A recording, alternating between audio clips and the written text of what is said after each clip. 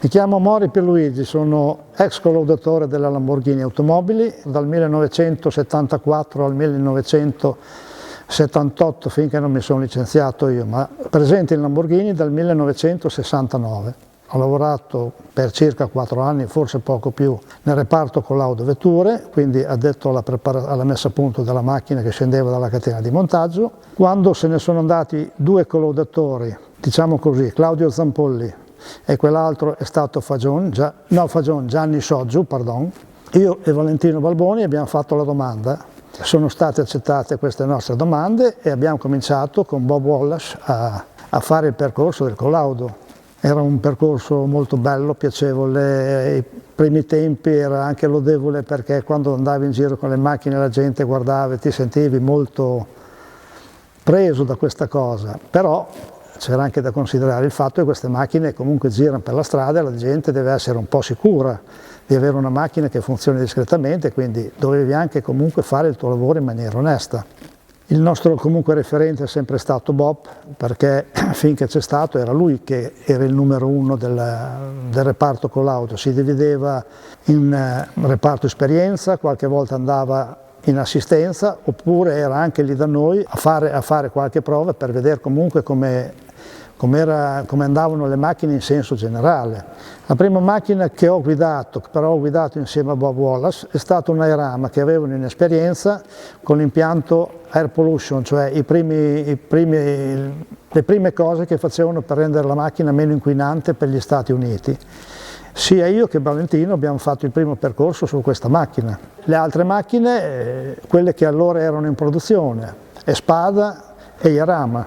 In seguito è uscito anche l'Uraco e di questa macchina ho avuto il piacere di provare tutte e 3 le versioni, cioè la versione 2004 che è stata la prima ad entrare in produzione, la versione 2000 di cui sono stati fatti pochissimi esemplari ed è stata fatta nel periodo in cui in Italia c'era molto congiuntura e quindi si doveva risparmiare un po' di combustibile e nello stesso tempo c'era la paura magari di farsi troppo vedere con delle macchine grosse, quindi abbiamo fatto questa versione 2000, però non è che fosse una macchina molto performante.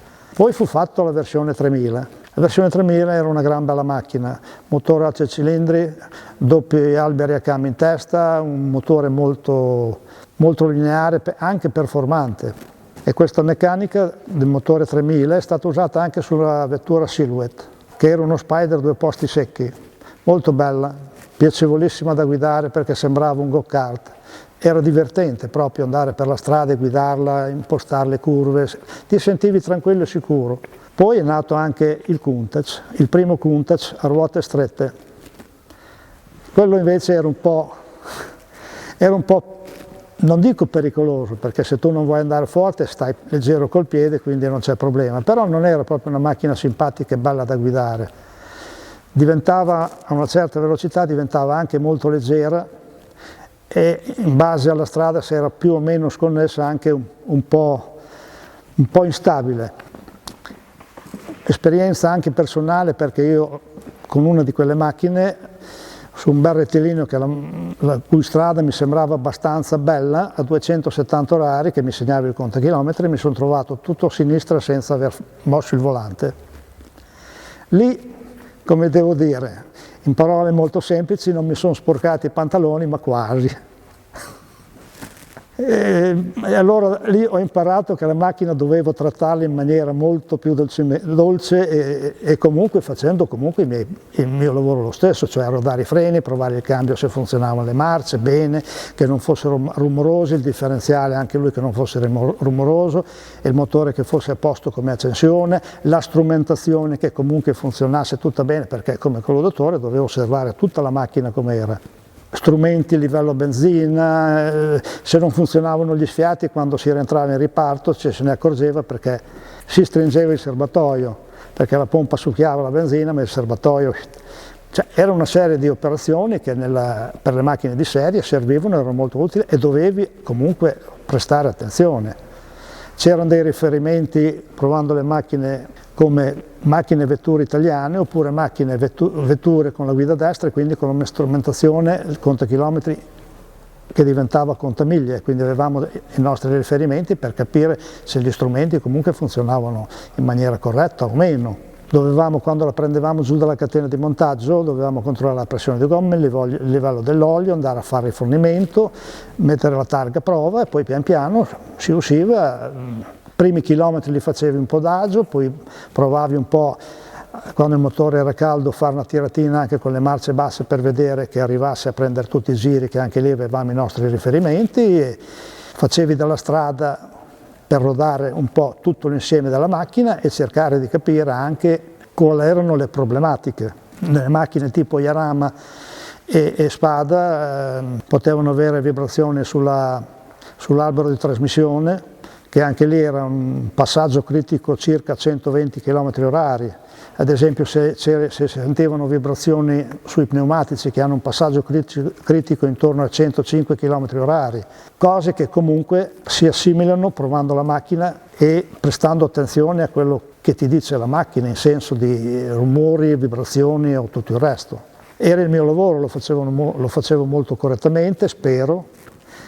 E poi finalmente, pian piano, insieme a Bob, che qualche volta comunque mi prendeva con lui quando aveva qualche macchina sperimentale e mi faceva sentire come andava la macchina, mi faceva notare certe cose, in pista al Mugello con quell'Urraco che lui aveva trasformato come vettura da corsa.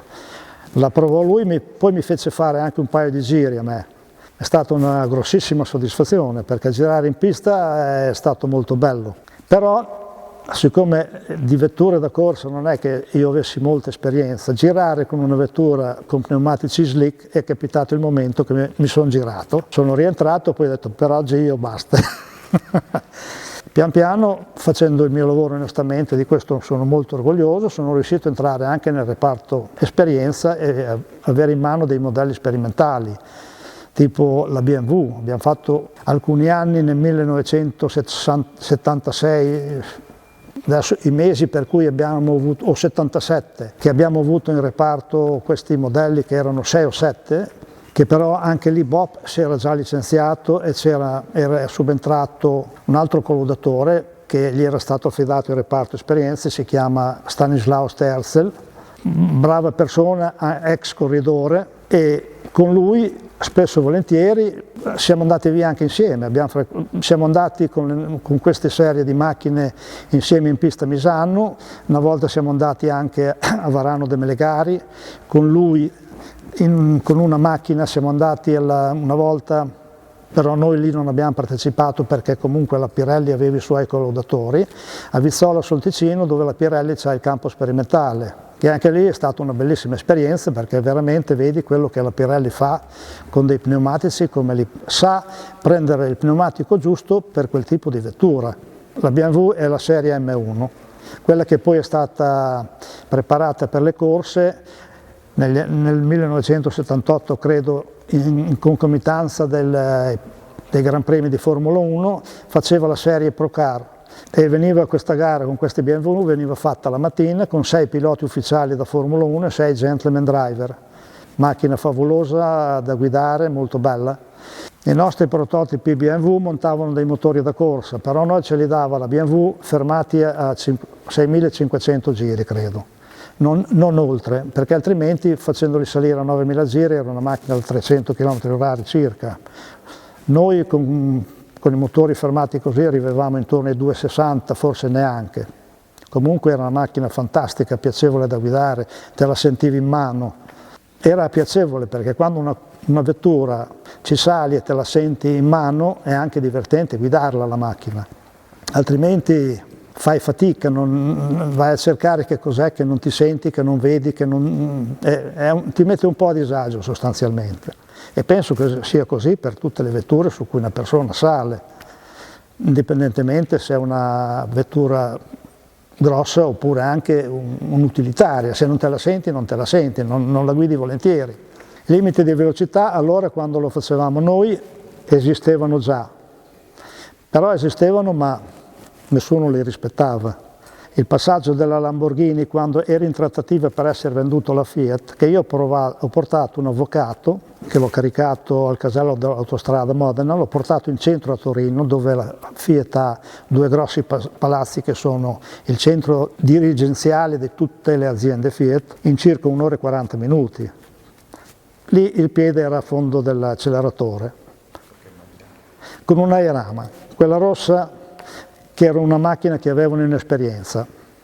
Ecco, torniamo indietro un passettino. Quando la Countach a ruote strette era ancora come in origine, in quel periodo lì entrò Stanislao Sterz all'affari con l'Audi. La prima volta che mise il suo sedere su una vettura Lamborghini lo facemmo insieme io e lui e andammo a provare proprio un Countach. E io, insomma, mi raccomandai, quando lo lasciai guidare, di non esagerare perché la macchina non era proprio tanto sicura. E mi ricordo che andammo sull'autostrada, come si chiama? La Carpi-Brennero, ma lui volle vedere un po', assaggiare la vettura e io lessi 250 orari sul conto chilometri, ma si vede che anche lui non si sentiva tanto tranquillo perché oltre a quel limite non è andato.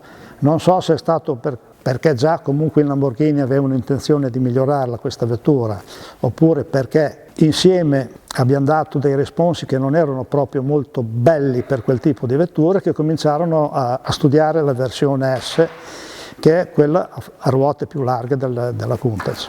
Poi il mio lavoro in Lamborghini è terminato nel 1978 con molto rammarico, mi volevo semplicemente sposare, mi servivano dei soldi, ho approfittato del licenziamento per fare quello che mi sembrava logico fare a quel momento della mia vita.